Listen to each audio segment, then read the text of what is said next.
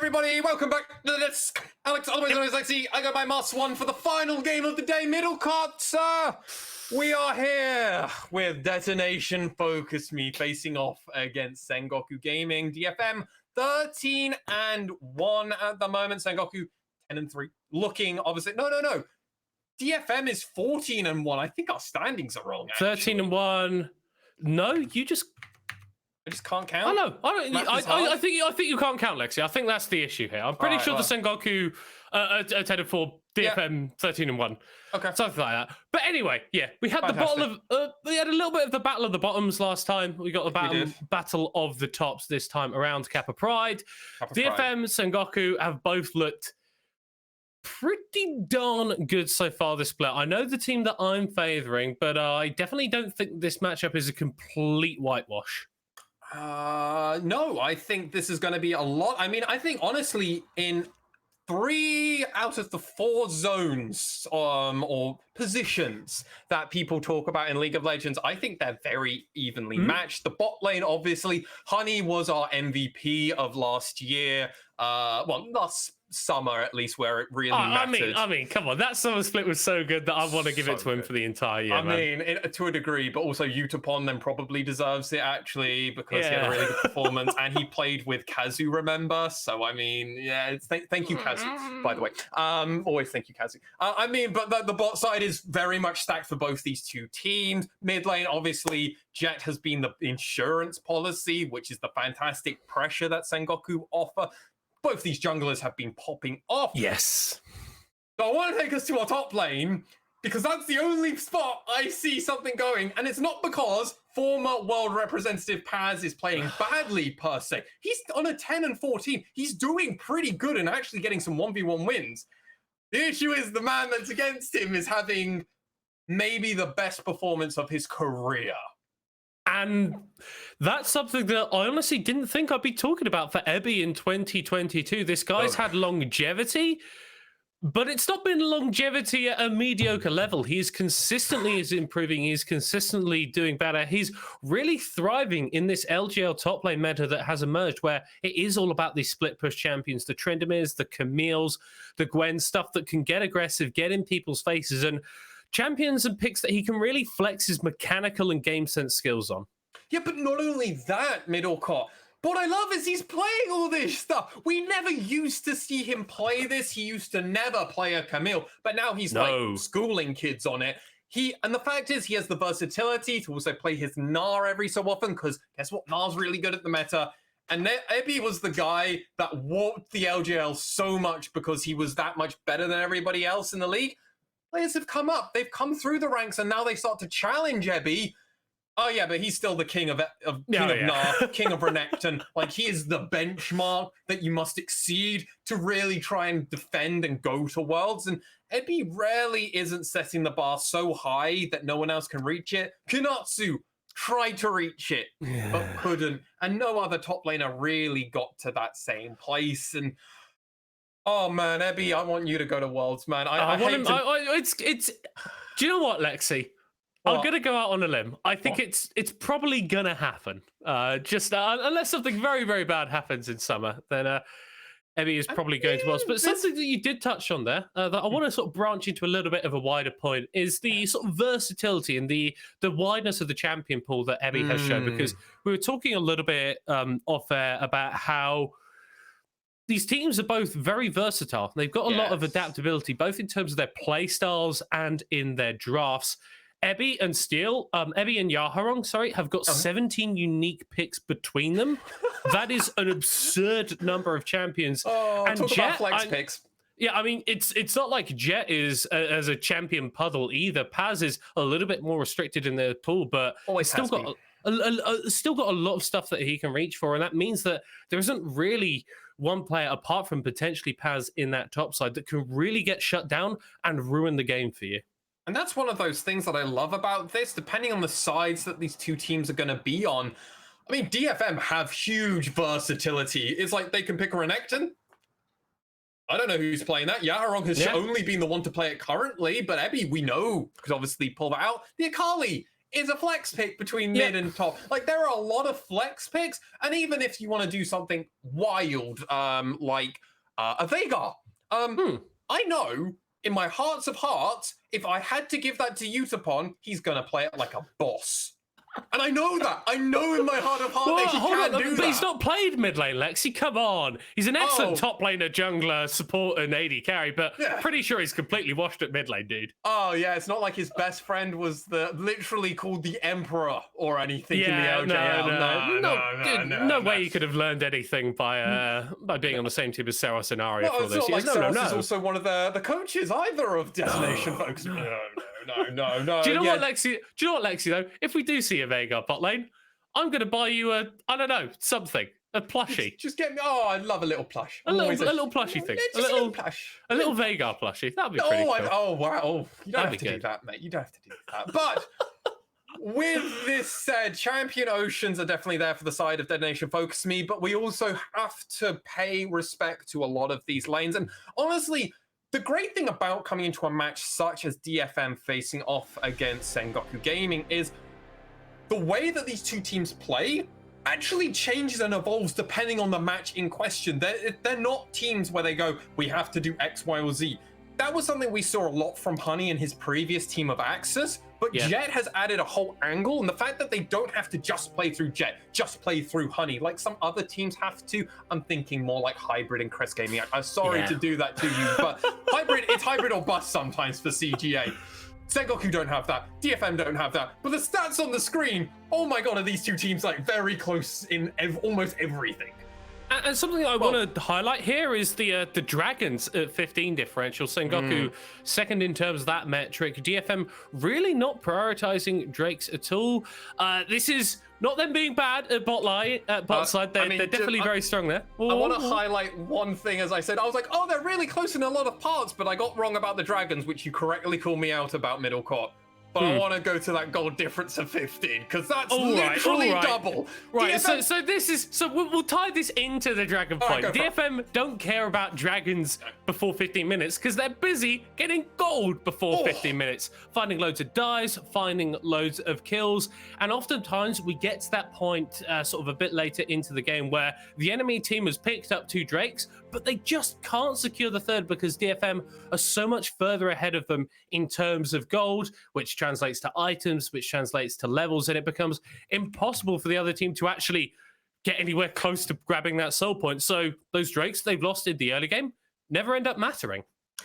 No, and that's something that DFM have identified. And honestly, other teams around the world do similar kind of pathing. If you have a routine game plan and you know exactly what Steel is doing, because Steel is one of the main shot callers of Detonation FocusMe. His tracking of other junglers is almost unmatched in the region. And we started to see him really get pushed on that. And we saw when he went to Worlds, and it was fantastic because he was doing that against Blabber.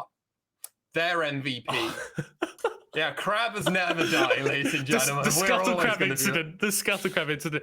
Seriously, if you don't know what we're talking about, just YouTube, Blabber, Scuttle Crab. It'll be like the first thing. It's one of the most beautiful things that I have ever seen, and potentially one of the most beautiful things that I've ever seen are going to be these drafts coming out. Oh, and our players, of course. Oh, and the players. Oh, yeah. I mean, look at, like, I don't know, man. Like, just so many of them. Like, Yaharong there. Just giving me, like, cold stares or something. Enty as well, like on the back there with that finger point looking pretty deadly. But we are starting to see the bans come out. DFM targeting the Rise and the Tahm Kench actually for Enty, which can provide a lot of safety. Sengoku taking off a couple of these power picks, the Hecarim and the Tryndamere off the table. Yeah, a lot of just meta picks here. Interesting enough, Zeri is probably going to have to be last rotated. We are on 12.4, so not quite as strong. Unless they really want to give that to Utapon, and that is a scary champion just to give over to Utapon. Obviously, though, it would kind of force Sengoku's hand, and you would be putting Honey on a Kai'Sa, because that's the typical matchup now. If you don't ban the Zeri, you give over the Zeri, you're kind of saying, okay, we will play the Kai'Sa. This is how I'm expecting to go out. There isn't the Tahm Kench, so it's going to be very surprising on how they're doing this, because positioning around a Zeri becomes very much a difficult thing if you don't have a get out of jail card. Jinx is going to be a very interesting spot. Obviously, this was the champion that Honey defined the LJL on and kind of broke the region last year. No one was doing this. By the way, Jinx didn't get changed between now and then. Honey was just kind of found this secret technology, this dark shadow things. Dark tutored it up well and truly. It is going to be locked in for him. Right. I want to see that was a Magic the Gathering reference, Lexi. Come on. All right. Well, I want to see a Thresh though, because I want to see all those souls be done, and maybe Grizzlebrand with all of the life forces that we can gain from this can give Sengoku an advantage. But it's going to be the Nautilus locked in, a very effective way of locking down Azeri. Yeah, and it's a bit of a not necessarily the duo that you necessarily want to draft, but this feels a bit more in Honey's sort of wheelhouse. I don't really see him as a more dive focused player. He's much more concerned about positioning right on the edge of the fight, dealing as much DPS as we can. I'm not looking at it, Lexi, okay, because it doesn't exist in my mind. It is just going to be that Xin Zhao locked in for steal. I kind of like the flex because we saw an LCS set jungle. It didn't work out very well for them, but you can do that. Personally, I'm of the school of thought that it's only a support / top laner. I mean, granted, this is DFM, so it could also go to Yaharong. Honestly, I don't know where that set is. We're just going to treat it as a pick. So we did actually see it from Harp as a counter pick into the Nautilus. That's very true. I was casting it with Oak. We saw him flash at level 1 to get the Hex Slash available, and then because of that face breaker, you can interrupt the dredge line, which makes it a really fun matchup for you. And with supports being a little bit squishy now because they're running stuff like the Glacial Augment as opposed to the Aftershock, it means the true damage from that Haymaker lands even harder. And that's going to be the J4 also locked in for once. So early jungles, early invades, it's going to be all about pressure, pressure, pressure, pressure. The question is Once going to actually be able to find that? Because some games he has definitely been causing huge issues for a lot of other teams. He's currently 2-0 on the champions so far in the LJL, and he's picked up some pretty strong performances here. Is it going to remain true? Akali, though, the first ban away against technically Ebby more than Yaharong, but I mean, makes sense to continue targeting top lane, because I mean, hey, 2 top lane bans, 2 jungle bans for Sengoku so far. Yeah, hopefully we see a 3rd top lane ban come through from them as well. And this is what we were talking about in sort of the pre-game, is Ebby has really shown up on a lot more of these carry threats than we previously saw from him. Usually, I say usually, but previously when you'd see a set locked in for DFM, you'd be like 100% top lane for Ebby. He's just going to bully people on that pick, but a lot less likely this time around. DFM responding with a more mid lane focus ban as well, actually targeted towards Jet with this Silas. Some of the 3 most played champions currently out for Tryndamere, Camille, and Akali. Na is still open. Gwen is still open. And obviously he's got the Jace. He's got a lot. So, I mean, Ebby, we talked about this. The side of Sengoku trying to nullify a little bit, try and take a bit out of the sting out of Ebby. But, I mean, he's looked fantastic on so many champions. I would almost wonder, would it have been better? I mean, they just banned a Na. They just banned it. What are they? That is just like, all right, we'll just ban top laners as well. How about no Na? And then Paz is going to the rest of the team like, I don't know what to pick now.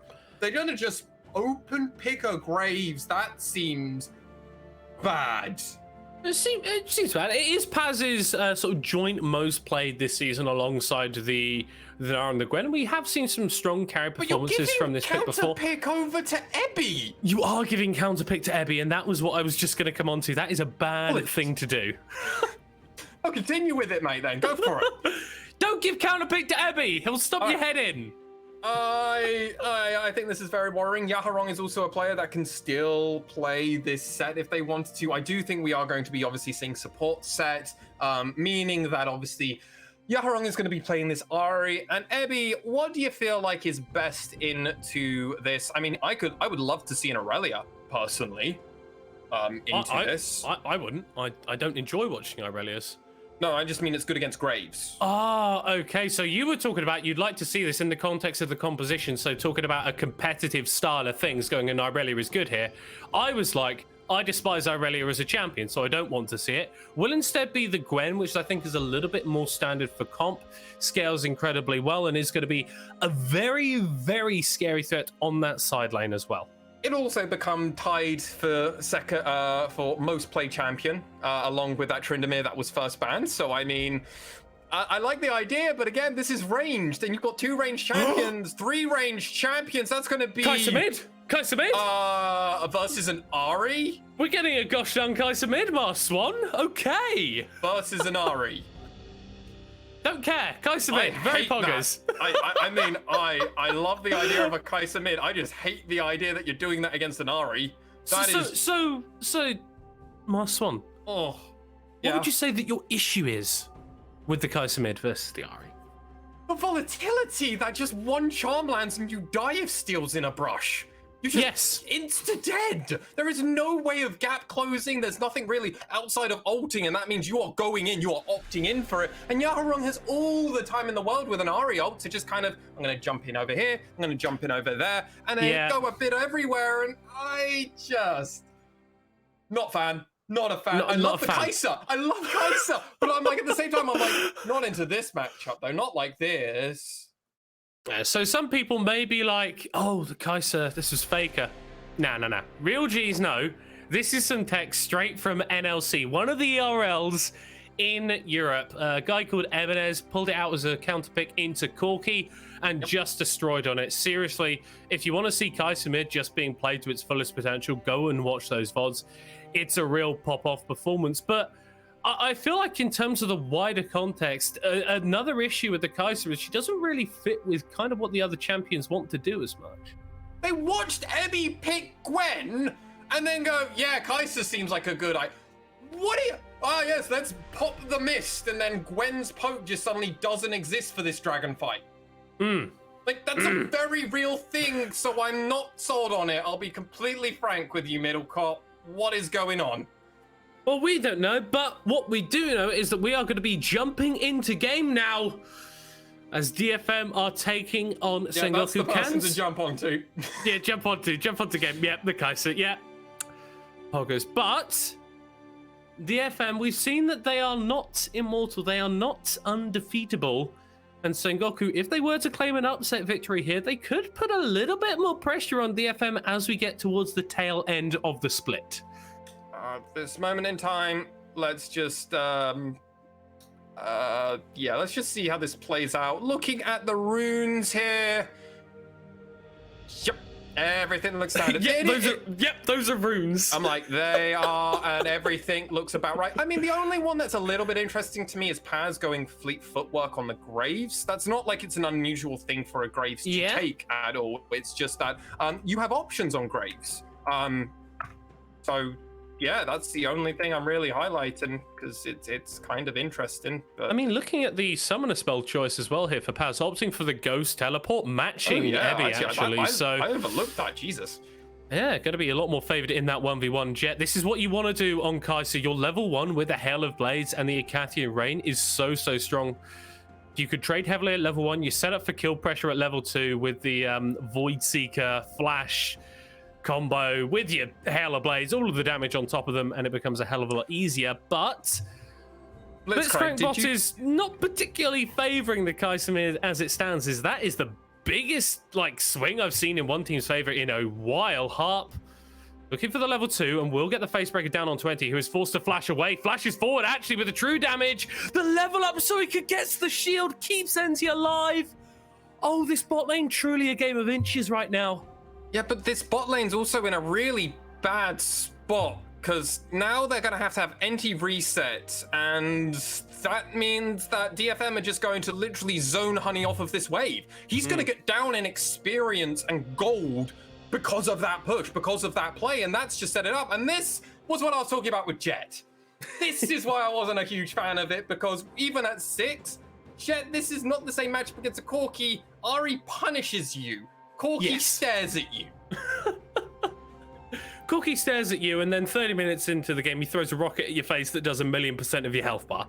But Kai'Sa just lands 2 Ws and does the same. It's a weird, awkward trade. True, actually. Both junglers converging on the bottom side of the map. Still going forward onto Once, who's able to flag and drag himself away, but that means that Priority is secured around the Scuttle Crab. Enti once again getting pulled in, forced to dredge line out. And the reason that Harp can keep going for these trades is because there is so much sustain on that set. With your passive, you get extra health regen when you are at lower levels. So trading health bars evenly will always favor you.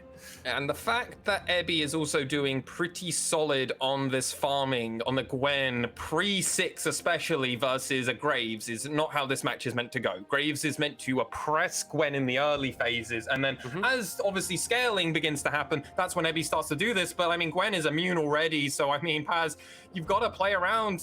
He didn't even move the mist once. Ebby, you are just dirty, my dude. He's just there. He chills. He outplays. Yeah, but and he wins also, games. Steel got double Scuttle Crab. He didn't do a full clear of his jungle. He skipped Raptors and Golems. As we come into this pause, he got double Scuttle Crab and now is rotating around as Once is going to try and do something on bot side. But Harp and Udapon are already running away, so it's like they knew this happened. I'm waiting to see if anything else is... No, we're going to cast. No. It's one of those pauses. No. It's not a... It's not a one and done. I do like that. You're sort of like holding out hope. Potentially, we're going to be jumping straight back into the game. But obviously, whatever issue has caused this pause is going to take a little bit longer to resolve. Call out, obviously, to Hina if you're watching, or Umi if you're watching and watching the Japanese official stream. If you can give us a translation live for us, that would be fantastic. Yes, what is happening? We do have people that watch the live broadcast in case this thing happens. And if they happen to be awake at the time, they do tell us what's going on. So we'll let you know as soon as they let us know. We won't say hypotheticals, because half the time we could be like, I think it's this, and then in actuality it's because a mouse fell out or something. Actually, Lexi, I do want to do hypotheticals. All right, go for it. All right, Why are we on a pause? I think the Ebby, he's playing Gwen, right? Yes. Scissors. Right. Snip, snip, yeah? Yes. Trying to role play.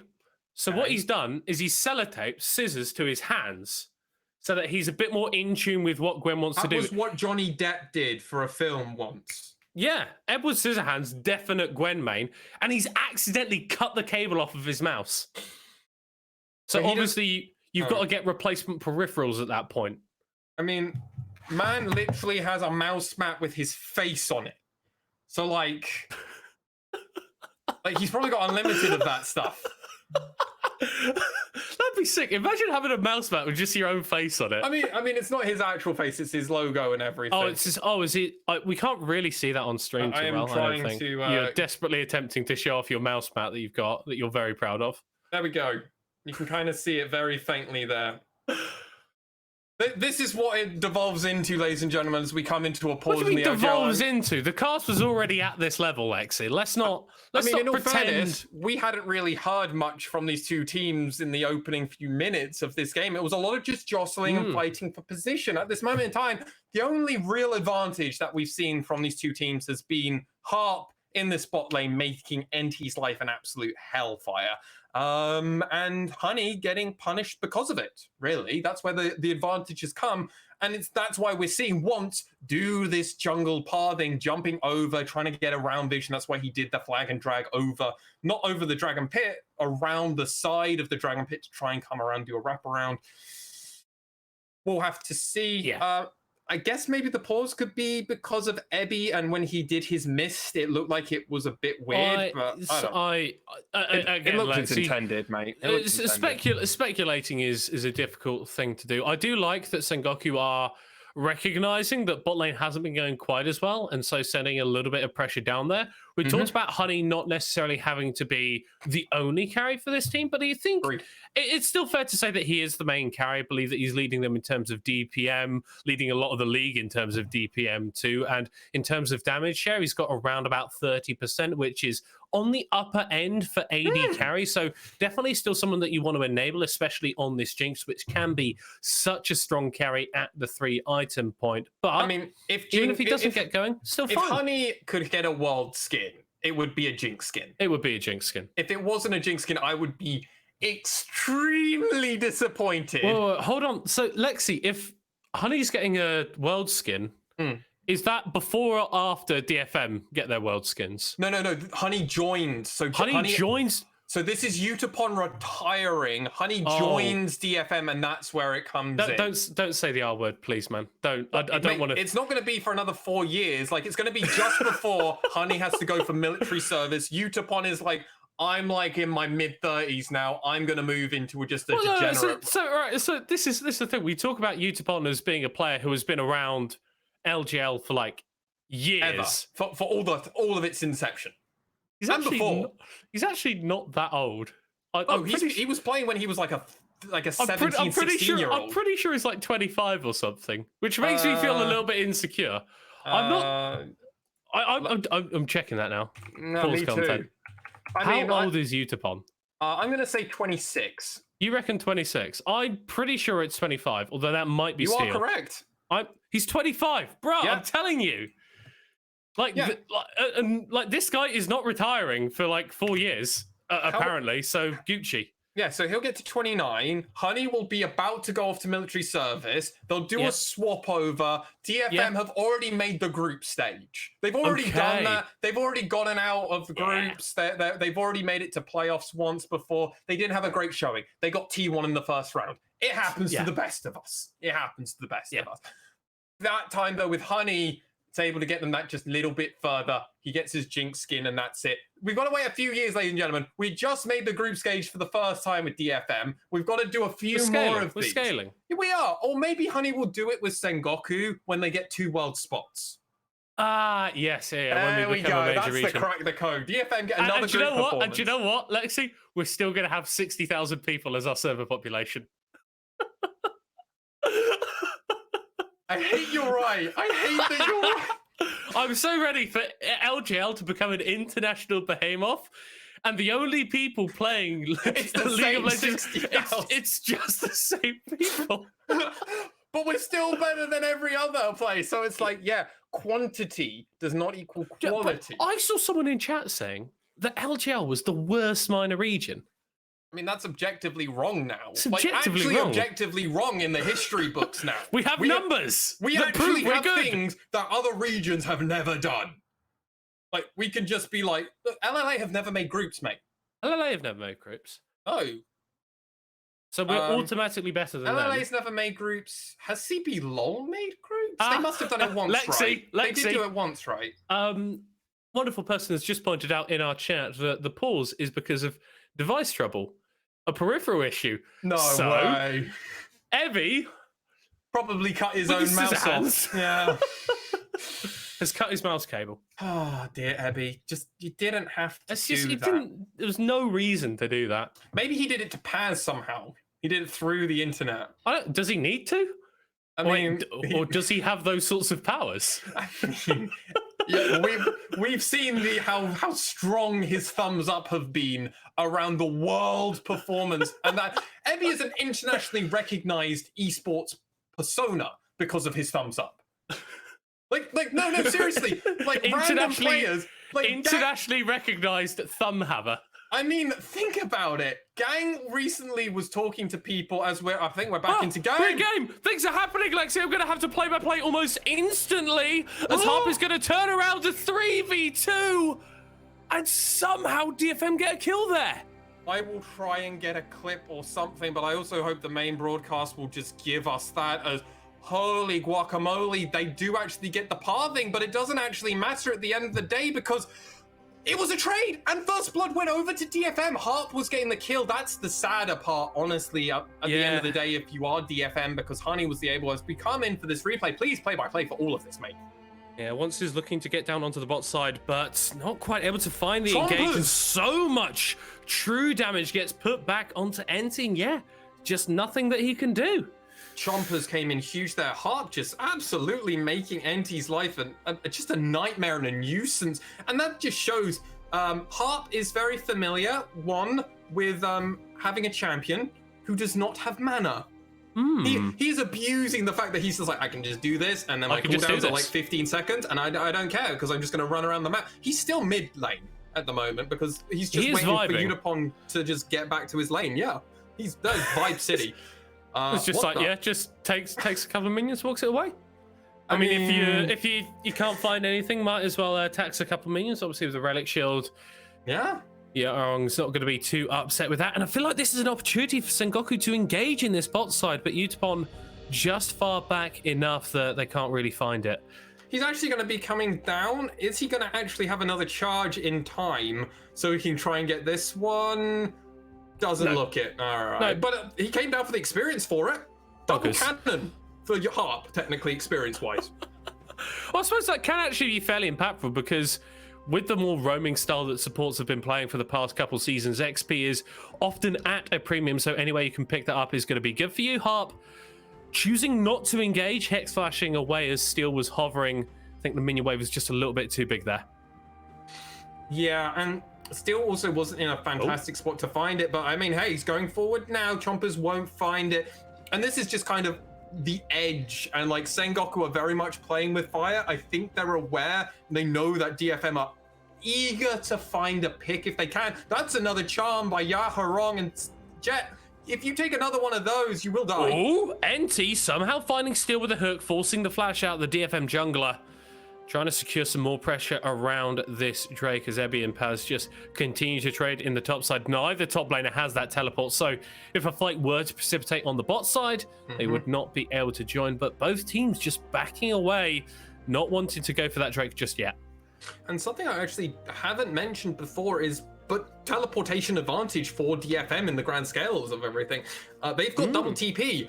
Jet had to go with the cleanse, because if he does get hit with that charm and it's in a spot where he's already half health and Yaharong lands it, he is dead if he doesn't cleanse immediately. Like, that is just a fact of how this matchup works. So it's going to be all about playing around how the double TP is, because they can very much prep objectives, can DFM. And the side of Sengoku, they need kind of Jet to get a bit of poke down and then to kind of just find a wombo combo, because once got a kill, but it was a response kill, and DFM are definitely planning something here. Oh no, Once is nowhere near. Level 6 just hit by Honey, but the Super Mega Death Rocket isn't going to matter. NT just gets taken down almost for free. Barely any commit from DFM, but Utapon will be traded back. 2 for 1 so far, but Jet is going to be the third as he just survives under the tower for a second longer as Once goes forward onto Harp, who showstoppers him back and is able to just run away. It's 4 kills and only 1 traded back. Huge win for DFM. And I actually want to credit Harp into Yaharong combo there with the showstopper ending, because they landed and they perfectly synchronized the charm as well. So there could have been 0 follow-up to completely stay on top, because Harp definitely should have perished, but he didn't. And oh my god, DFM, you are looking so good. The fact that this is our 13-1 team shouldn't surprise anybody with what they're doing. We're 8 minutes in and they already have an advantage over maybe the tied second best team in the region. This is how cracked DFM are, and they have very much got a glass ceiling on top of them at the moment, and they are going to keep breaking through and setting new levels. Sengoku so far aren't looking like they're keeping quite at parity. 2k gold down. Rift Herald is being started for DFM. They definitely could look at a dragon at some point. First objective still needs to be taken, so it's very much on Sengoku to find that as well, and they could very much get themselves back into this game. At this moment in time, though, it's just a lot of jostling. It's just a lot of map rotating around. Until we find something, I think it's fair to say Sengoku need to hold off. And it's just kind of hit me, Middlecop. Triple AD carry. I'm trying to think the last time I saw a game like that. Oh, so Jet is more likely going towards a sort of more poke, an AP focus build. You get that Muramana, you get an Ash's Tooth, you get Eludens on top of it. But he's still playing an AD carry champion. Technically, but you're much more of a poke mage, Lexi. I'm not going to have this argument with you. Graves is also much more of a bruiser top lane AD carry, but I mean, I'm still stretching for it. And I mean, Jinx, not an AD carry, kind of just an assassin with the damage that those rockets put out. So actually, Lexi, we don't have any AD carries in this game apart from the Zeri. In my mind. Well, Zeri builds bruiser, so is it really? There are no AD carries in this game. There are no AD carries in this game, yet we have 5 AD carries. Utapon, though, is going to need to play proper safe here, but there's a triple. They're just map rotating around and they want him. As Flash has heal, but using both is still going to put you down. Honey with his second kill of the game, NT tanking that one up beautifully. And whilst that early dive did work out for DFM, it's important to note that all of the kills, all of the gold went into Yaharong, who is 3-0-1 on this Ari. Not much went into Utapon, who, with his second death bet and burning both of the summoner spells, could be a repeat target for Sengoku. Yes, but it does also mean Jet was clearly hopeful that their game would be going slightly better for them, as they have got a ring on their little thing, on their little Kaiser. So they want to get all of the scaling going, get that Dark Seal going into, obviously, a Death Note. But so far, it doesn't look like it's really going to be there. They did just get a Muramana, so I mean, that's going to help them with some of their stats there, but not going to be a super fast Kaiser kind of evolving and getting it by level 11. They're probably going to be a little bit further behind. And Rift Herald is being summoned here.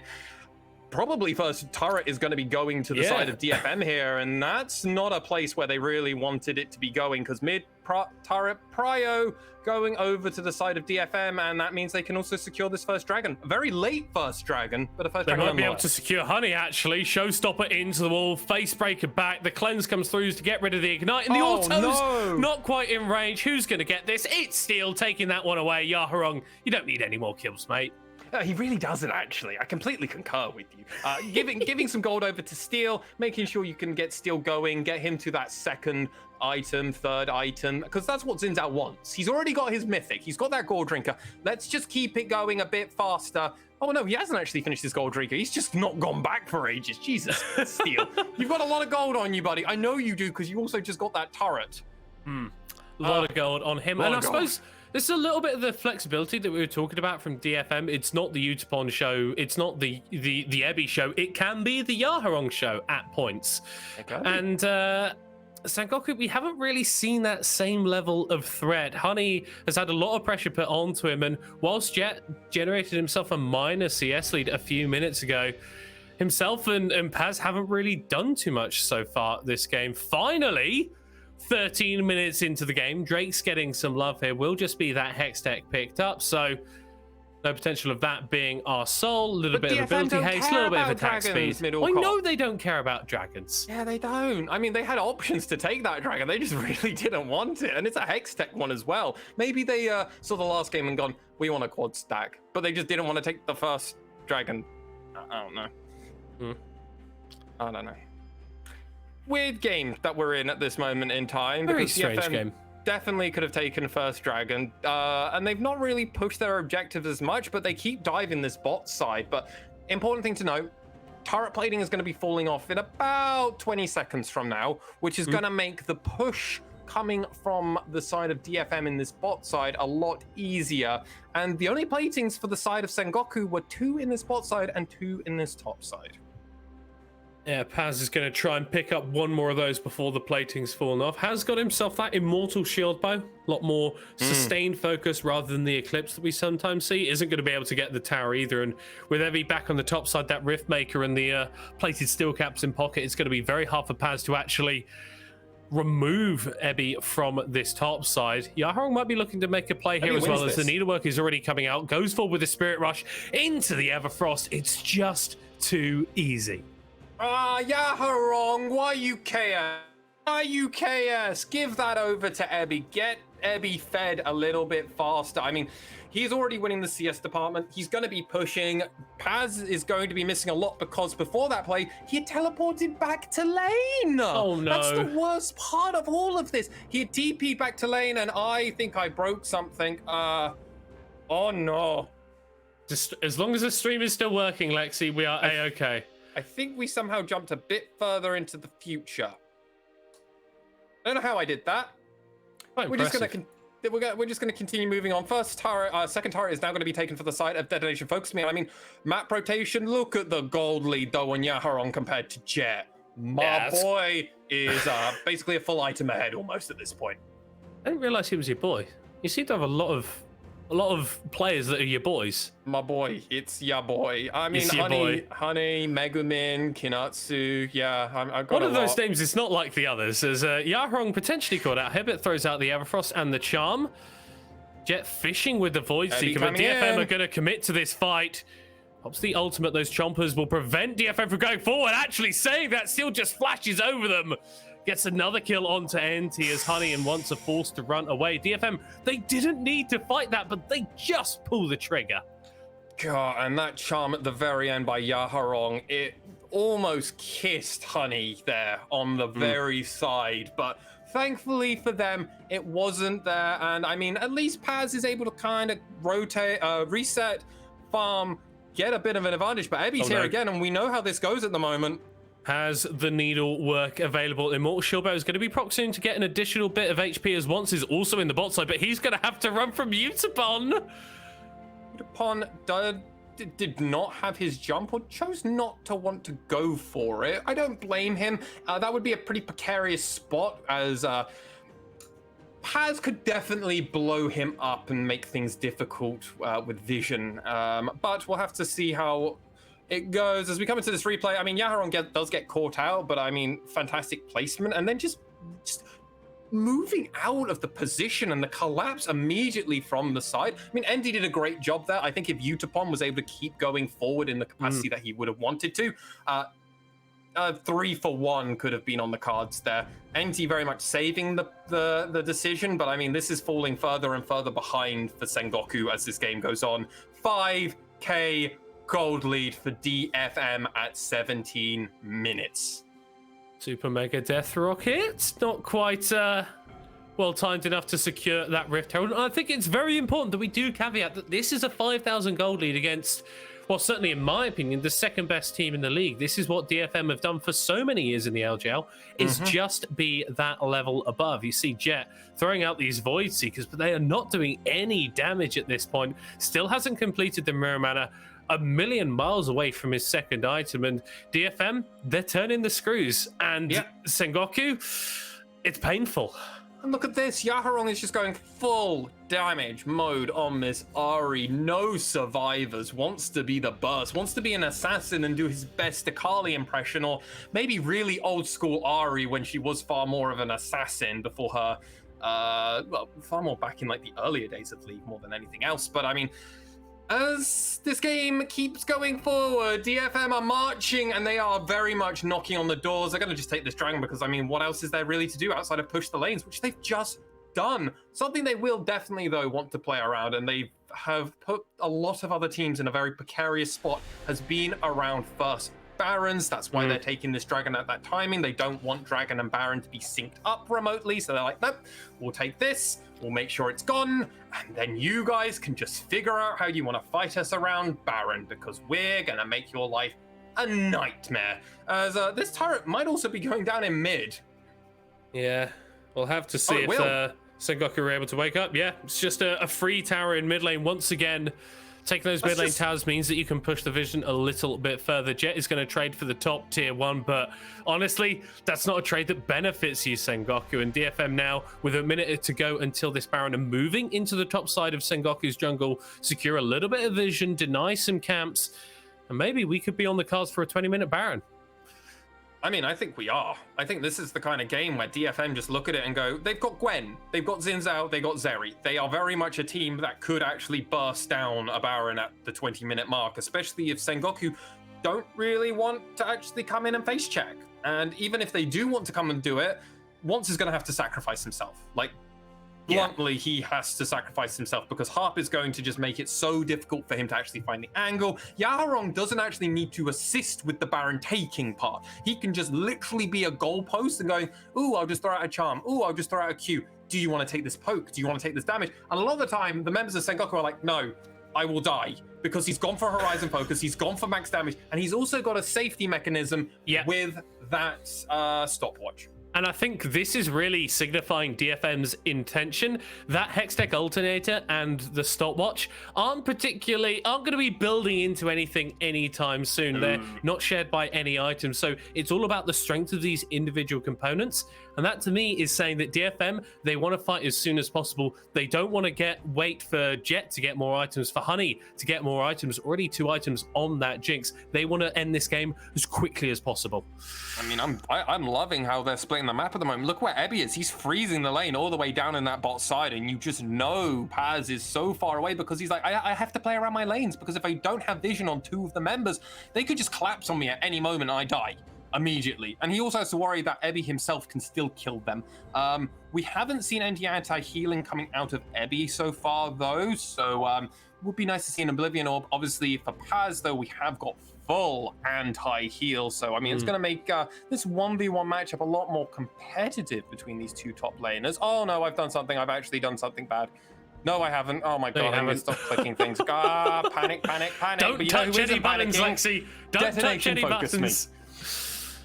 NT is potentially getting focused here. Harp just punching a couple times in the back of the head as skill shots fishing for Honey. If that charm connected, that's definitely a cleanse being blown. Maybe your AD carry going down.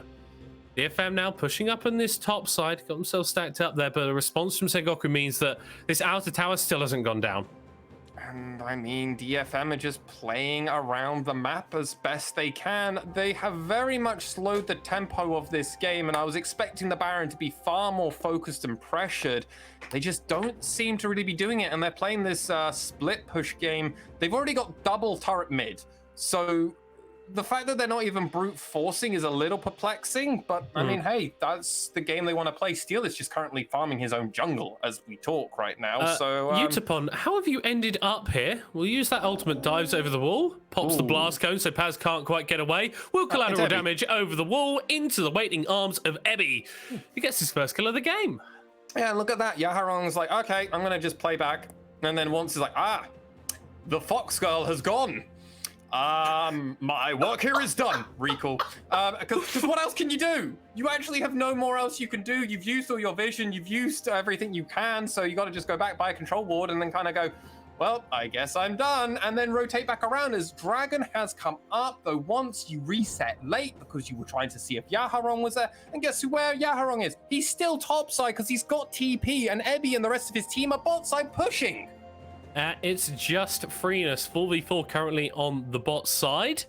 Tower's been secured once, actually opting in for the fight, but will flag and drag himself away. Ebby taken out immediately, but a huge face breaker into showstopper from Harp means that the fight is starting to go in DFM's favor. Honey is caught, Honey is low. Jet is forced to run away as Utapon is chasing him down on the other side of the fight. Flash is being burned on the bot side, but fundamentally, Sengoku somehow get out with a 1-for-1 as Utapon dashes over the wall to pick up Jet.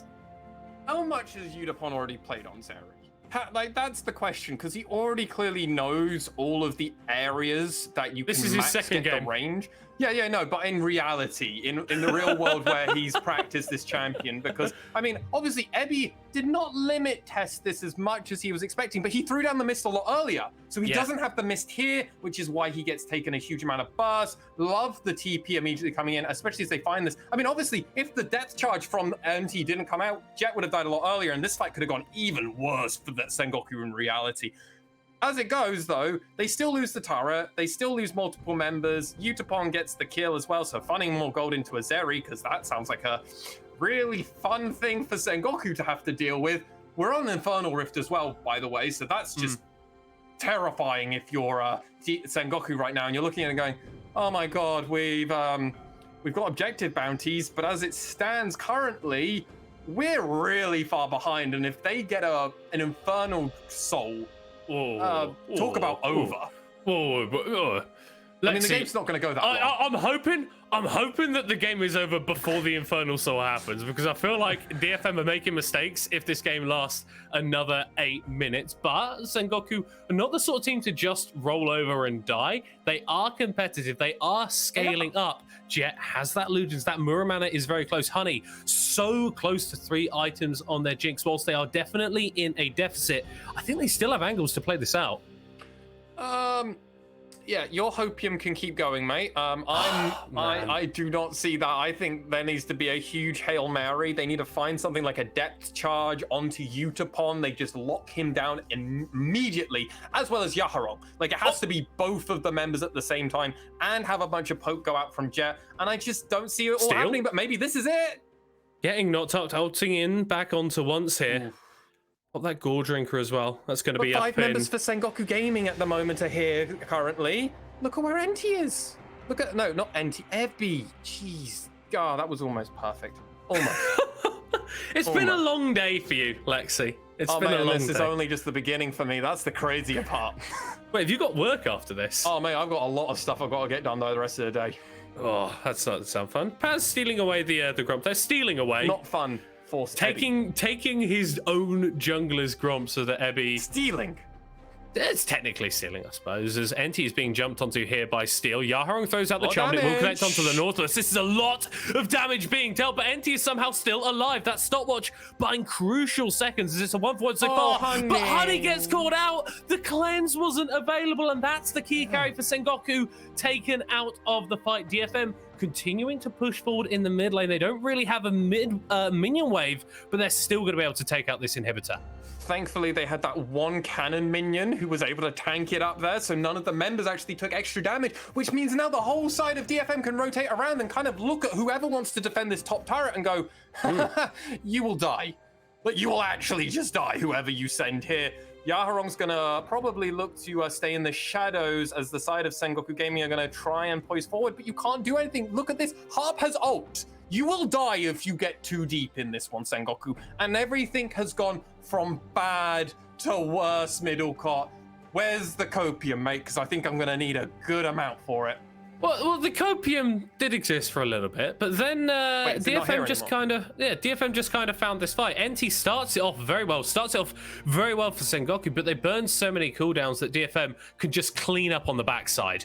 I mean, honestly, part of it was just the slice and dice from there, that charm as well landing. But honestly, I want to praise Steel with the Xin Zhao ultimate coming through, because it forced once to actually ult back in, which basically kind of put them in a spot for Sengoku where they were kind of damned if they did and damned if they didn't.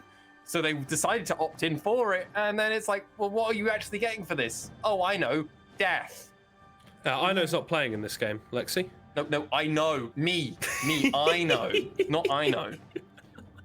Ah, sorry, my mistake. I was aware of things that were going on. Yeah, not Sengoku, though.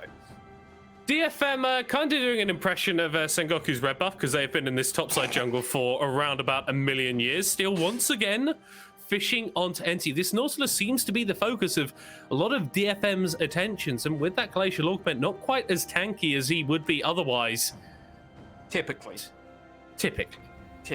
I mean, at this moment in time, I think DFM are just waiting for Sengoku to just run into them so they can be like, yes, we're doing Baron, but we're not. And then they'll catch them there, but they're not even doing that. DFM, I think Dragon Soul is a legitimate thing, Middlecott, in this one, and I'm not really sure why, because I completely agree with Past You. DFM should just be ending this game. No, I like how it's not me, it's Past Me. It's Past You, I agree with, yes. Well, no, because Past You's the one that said it. Current Me has got some bad takes. No, Current You is just Past You as well, unless you want to retract your points. Can we please not get into metaphysics? I haven't had any coffee this morning, so I'm not really in that state of mind. What Lexi. do you mean? I've already casted 3 games. My brain is well and truly on and gone. Like, let's go, mate.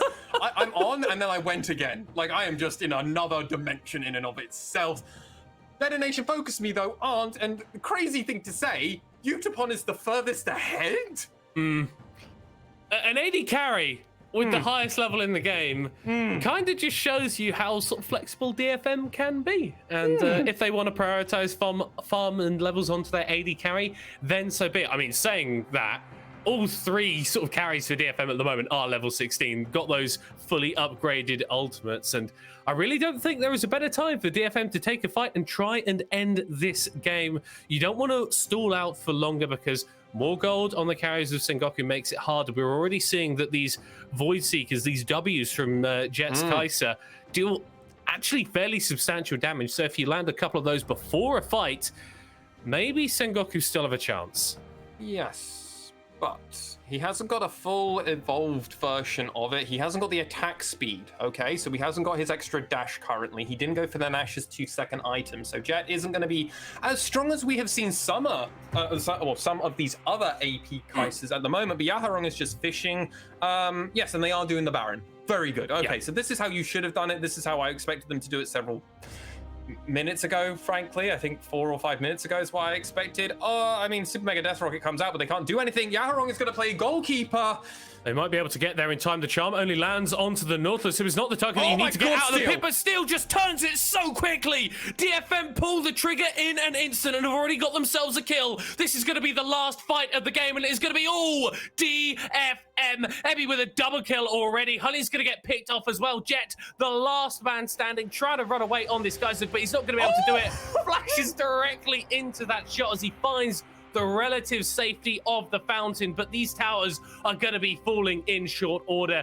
DFM, they pull the trigger, they find the fight so easily, they're going to take down Jet as well. And DFM secure themselves at 14-1.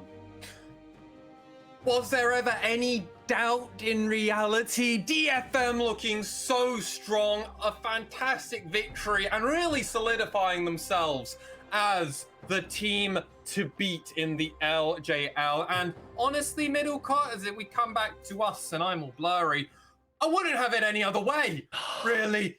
DFM, strength to strength to strength. And the fact is, we've got a full split still with this team to go. It's not the Aria edition with gang and everything. Like, this is the version we get another split in, and I feel like the sky's still the limit for this version.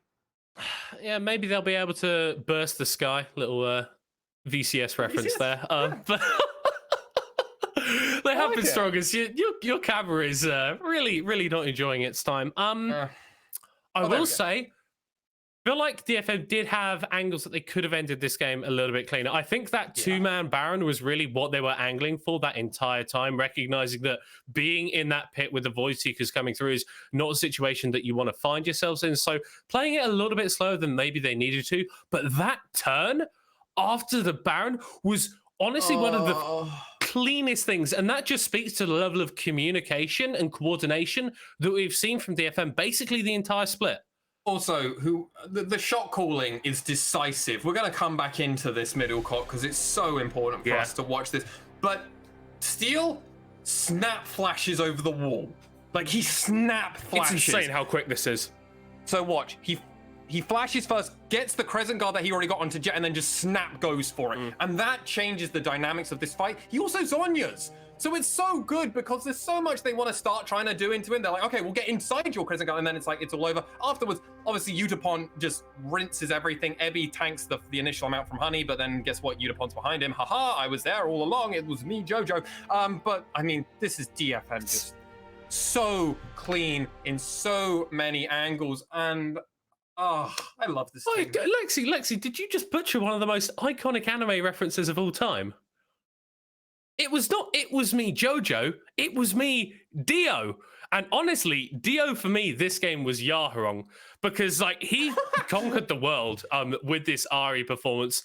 A little bit more utility focused with that Everfrost mythic that we've seen to be the standard, but still did so much damage. And after he picked up those 3 kills in that bot lane dive, it really just felt like DFM were waiting to end the game. Was the voice actor for set in Japanese Jojo? It was Jojo. Dido. So yeah, that's where I was going with more the reference. Okay. So hold on. What we've just done here is the references had so many layers to it that it's been miscommunicated. There's too much stuff going on There's here, Lexi. layerception. It works for all audiences, is what we're actually saying. We're inclusive here, and we are an inclusive team. We have multiple people from very different backgrounds, and the LJL, we're Mr. Worldwide. We're Team Worldwide. Team Worldwide. Here at the LJL OU. Multiple continents covered by us. And DetonatioN FocusMe have played in multiple continents in international play. Honestly, we both predicted DFM to win this game. Yep. We wanted it to probably end 2 to 3 minutes faster, but I think part of that is also to credit to Sengoku for not just giving up the moment that the game looked over. They at least fought back a little bit, even if it felt like it was probably doomed. And I mean, like, that's why we say they're the second best team, because they do fight back against DFM, which is a rare quantity amongst LJL teams. We'll need to see how the match goes against DetonatioN FocusMe and Rascal Jester. That's going to be a good one. That will be a good one. When was the last time a team like actually was ahead of DFM in terms of that head-to-head in the round robin? I mean, they're even at the moment. They're even at the moment, but there's potential for a 2-1 in Rascal Jester's favour. And if that were to happen, I feel like that is That's honestly, for me, that would be even more surprising than their initial win. I think we don't actually have to go too far back, sadly. I think DFM in the summer of 2020, remember? When things slightly fell apart for them. Well, can we just like not... Can we pretend that split didn't exist, please? Well, no, because I casted that split. No. The split didn't exist, Lexi. No. No? All right, fine. Well, that didn't happen, but you know what did happen? And Middlecourt, it happened today. The Fukuoka SoftBank Hawks Gaming faced off against Rascal Jester. And Rascal Jester still look really good. Only decisive takes on this broadcast. Yeah, they do look really good. Rascal Jester, very, very good team. Very strong, very scary. Did you happen to catch that game by any chance? I didn't happen to catch the game. Don't blame you, mate. Okay, so I'll give you the quick TLDR. I'll give you the very quick TLDR for that game for day 15 of the LJL. Our second round robin, ladies and gentlemen. That's the other big important thing to remember. I did not chat on. That was the first pick rise. Oh, yeah. That was the first pick rise. So, and Ryder not looking good, not being in the right places a lot of the time. Oh dear. The Hawks super team fell apart. I think it's dead. It's dead. Yeah. It's been dead for a while. We've not wanted to. They might still make playoffs. Lexi, the body is starting to smell. Okay, just making playoffs is not the was not the goal of this team coming into the split, and if. You know what? I'm going to give up on Hawks, and then they're going to surprise me, and I'm going to be very happy. Yeah, secretly. hell yeah, go for it, I think that I can't keep putting Hawks first multiple seasons, and then they just disappoint me like this. I mean, just keep getting burnt every single time. A team, though, that doesn't really burn me as much, funnily enough, regarding their name, though, is Crest Gaming out facing off against Burning Core, and Burning Core winning that one. Yuhi having a strong game, but I mean, the real person that we want to talk about in that match is Dice. Dice popped off on this LeBlanc. He absolutely destroyed Kaito in the 1v1 matchup and really shared it completely all around the map. And Burning Core looked pretty strong in their match versus Crest Gaming. So it would seem. What's happening with CGA, buddy? They lost to Axis. That's something, mate. Right. I'm gonna do like my 90-second freaking stream of consciousness about CGA. I'm directing this at them, okay? CGA, you are a very, very good team. You have a very, very good AD carry. You have a very, very sometimes very good jungler. Play towards your very, very good AD carry. Enable them in draft, enable them with your playstyle, and you are going to win games. Stop picking Xin Zhao and not ganking with it. For some reason, Kassin, you seem to be able to get loads of ganks off on Graves and on the Hack Room. More of that, please. You're a really, really good player. And when Hybrid has got a couple kills on his back, you win games versus very, very good teams. But then sometimes, early games, you just don't do anything, and then you lose. So CGA, start winning more. Do the thing. Also, play some enchanters, enable your AD carry, actually put more into I don't want to see Nema on enchanters. I want to see Nema like running headfirst into the enemy team to find the miracle engage, and then they clean up afterwards. Yeah, just put Nema on Thresh again. Just put him on Thresh like you did in summer on Axis. Just do that over and over again. Good. Man will always land hooks for his AD carry in that scenario. Yeah, let's just hope that CGA figure it out over the next few days. Yeah, we'll find out very soon, thankfully, Middlecourt. Like, we won't have to wait with bated breath. Oh, yeah, we've got, like, no time between end of regular split and playoffs. It's, like, 5 days? Something like that. Something like that. And we basically got a day of LJL happening every other day, ladies and gentlemen, now for, like, the next... Super week. Super weeks. Weeks now. They just sort of, like, merge together. Like, the previous weeks, it just sort of rolls into this one, and it's a lot of League of Legends a lot of the time. Our writings team hate this at the moment, by the way, and I don't blame them, but I mean, it's quite intense. It's quite intense. Yeah, I hope they're on top of it.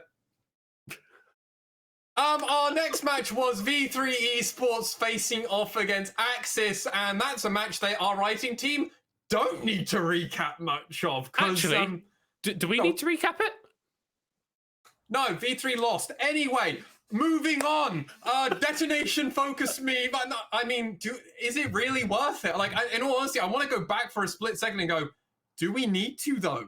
Like, do we actually need to? We didn't learn anything.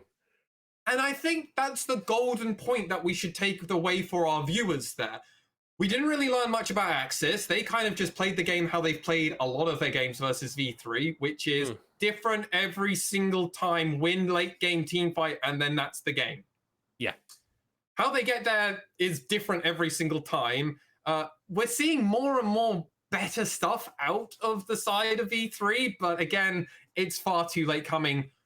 We're going to be waiting for them, though, in summer. I think that's the main takeaway. Yes, yeah. I'm not massively optimistic for summer, but do you know what? I reckon they're going to win some games. Yeah. Yeah. I agreed.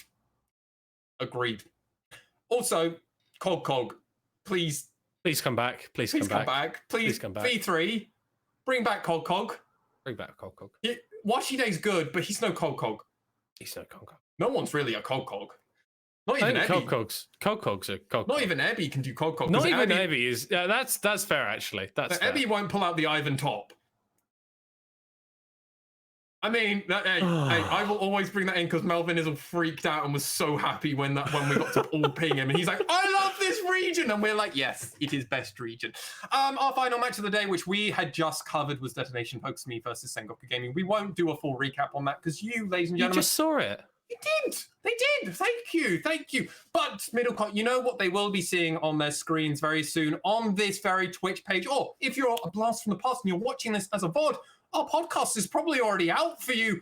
Tomorrow afternoon will be the podcast. We're still confirming guests in attendance, but I will probably be on it. And if Initialize and Nymera can't make it for whatever reason, Middlecott might be there. Can't guarantee. Might be there. We'll see what that is. And ladies and gentlemen, come Wednesday, we've got 4 more games for you. So please come back, hit us with a follow, subscribe, do all that good stuff. But Middlecott, if you got anything you want to plug as we're ending the stream?